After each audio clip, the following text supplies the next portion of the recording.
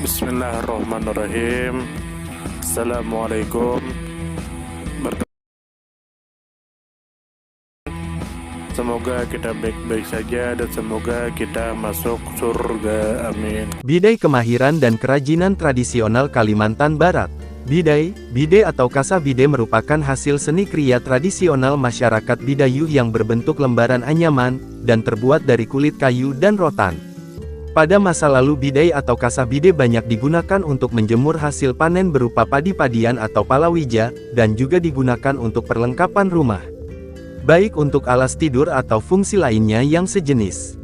Karena bahan bakunya yang terbuat dari rotan kecil dan kulit kayu, bidai atau kasah bidai ini memiliki bentuk anyaman yang khas alam serta kuat atau tahan lama.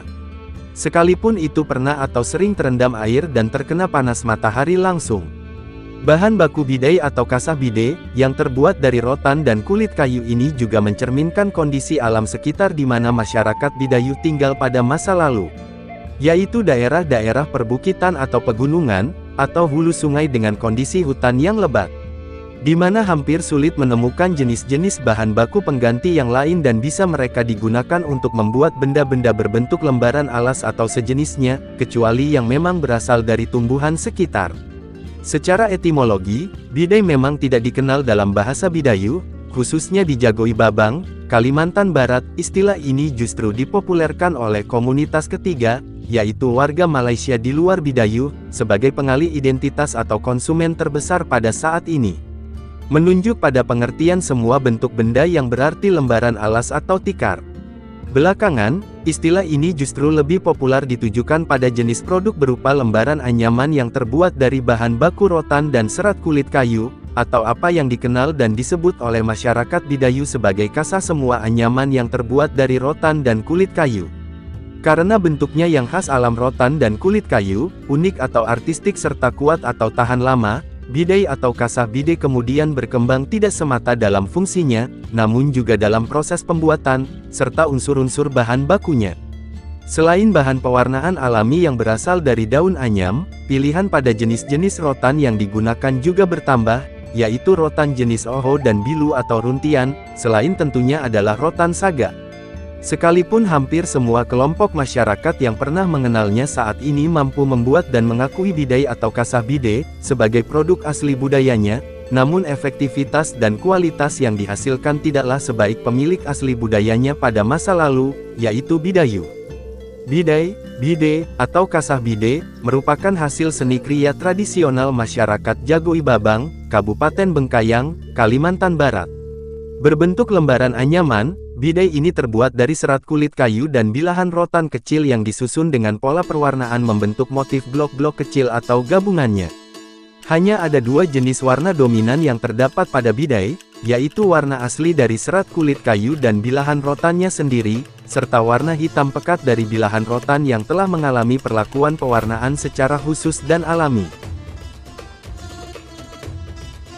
Meski begitu, pola motif yang dihasilkan dari gradasi warna antara warna asli serat kulit kayu, warna kulit rotan, dan warna hitam pekat rotan yang telah mengalami perlakuan khusus tersebut, menghasilkan pola motif pewarnaan yang beragam, kuat, unik, alami dan memiliki nilai estetika tinggi.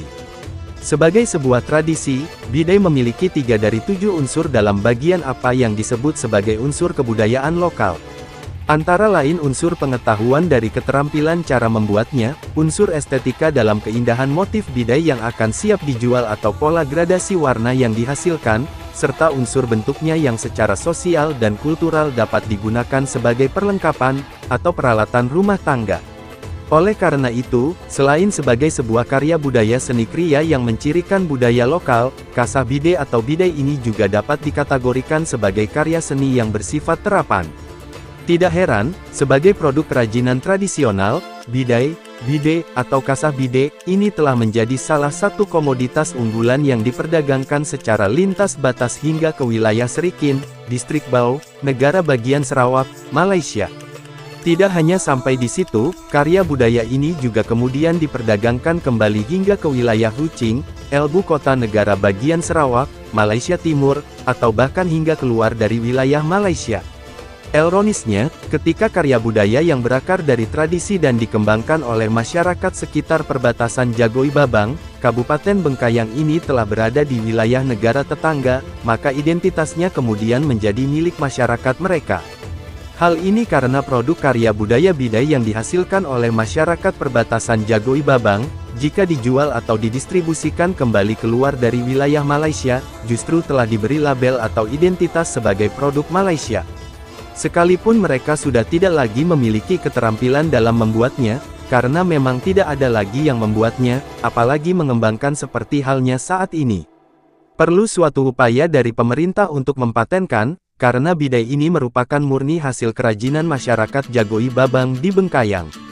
Bahan baku untuk membuat bidai terdiri dari rotan dan kulit kayu. Untuk membuat satu buah bidai dibutuhkan 1,5 ikat rotan dan 7 kg kulit kayu. Bahan baku berupa rotan didatangkan langsung dari Kalimantan Tengah, sedangkan kulit kayunya merupakan kulit kayu tembaran yang diambil di hutan-hutan. Sedangkan peralatan yang digunakan antara lain, palu tembaran, untuk memukul kulit kayu tembaran, sejangat digunakan untuk menghaluskan rotan, pemalu digunakan untuk merapatkan anyaman dan ririt, untuk membuat jahitan tepi. Proses pembuatannya melalui beberapa tahapan, diantaranya 1. Pembelahan rotan. Sebelum dibelah, rotan terlebih dahulu dibersihkan, dikikis kulit arinya dan cuci dengan air agar lebih bersih dan kemudian dibelah dengan menggunakan pisau. Untuk ukuran besar, rotan dibelah menjadi 4 bagian. Jika ukurannya kecil, rotan bisa dibelah menjadi 3 atau 2 bagian. 2. Penjemuran. Setelah rotan dibelah, proses selanjutnya adalah penjamuran. Proses ini memerlukan waktu 3 hari atau bergantung pada cuaca. 3. Meraut. Proses perautan ini dilakukan guna menghasilkan rotan yang halus dan tipis untuk memudahkan dalam penganyaman. 4. Penganyaman. Sebelum dilakukan penganyaman, kulit kayu kapuak terlebih dahulu dibelah menurut ukuran yang diinginkan dan dibasahi dengan air. Lalu, rotan-rotan disusun sesuai motif yang diinginkan, dengan pewarnaan atau tanpa warna, dan dipasang 3 tali tempuak di tengah untuk langkah awal penganyaman. Agar bidai yang dihasilkan tidak bengkok atau tak berlipat, prosesnya perlu dibantu dengan pemakuan di tengah. Selanjutnya, tali tempuak yang telah dibasahi dengan air dipasang, dianyam ke rotan satu per satu. Untuk menghasilkan bidai dengan ukuran 150 x 210 cm, diperlukan 1 ikat rotan yang belum dibelah atau sebanyak 500 batang rotan halus yang telah diraut. 5. Menjagat. Proses akhir dari penganyaman ini adalah penjangatan, yaitu mengikat pinggiran bidai agar kuat dan tidak lepas. 6. Menjemur. Bidai yang telah selesai dikerjakan kemudian dijemur kembali untuk menghasilkan bidai yang mengilap. 7. Siap dipasarkan. Para konsumen mendapatkan tikar bidai ini dengan cara mendatangi langsung para perajin untuk selanjutnya dipasarkan. Harga tikar ini bervariasi sesuai ukuran. Sumber https://warisanbudaya.kemdikbud.go.id/. New detail dan detail tetap sama dengan 35. Terima kasih banyak. Mohon maaf jika ada salah. Semoga kita masuk surga. Semoga kita semua disehatkan badan, dilancarkan rezeki, dikabulkan segala hajat. Terima kasih banyak. Sampai bertemu di pertemuan selanjutnya. Salam damai. Terima kasih. Semoga kita baik-baik saja. Mohon maaf. Terima kasih. Semoga kita baik-baik saja. Mohon maaf.